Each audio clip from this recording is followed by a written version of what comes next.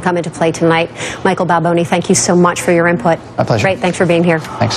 So now, breaking news out of Vienna this morning, the Associated Press reporting that diplomats say Iran and 6 world powers have reached a tentative agreement on sanctions relief for Tehran as part of a nuclear deal. Another step toward a final agreement. The deadline for reaching that deal only days away.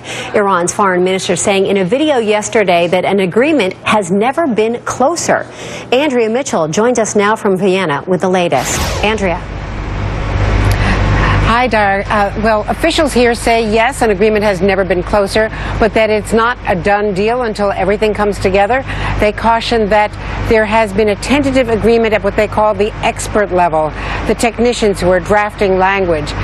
There may be some 70 to 100 pages of text, for instance, that is a tentative agreement on part of the sanctions controversy that has been dividing all of the powers here with Iran, but that is not a complete agreement, number one, on sanctions, and it is not accepted yet by the foreign ministers, and that nothing is accepted in this very complicated negotiations until the foreign ministers accept it. They will not be back here until tomorrow night.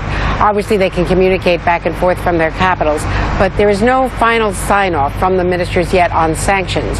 And we should also add there are a couple of other issues, many other issues, that still have to be finalized. That is the inspections, the access of UN inspectors.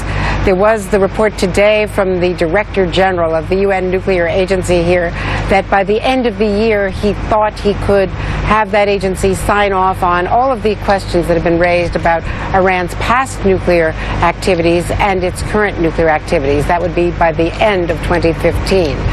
So they still have to deal with inspections, they still have to deal with a number of other questions, and they have not completed everything that they have to do on sanctions, and even this tentative deal is not at the foreign minister's level. That gives you a sense of how they are closing in, they're narrowing differences, but they're not there yet.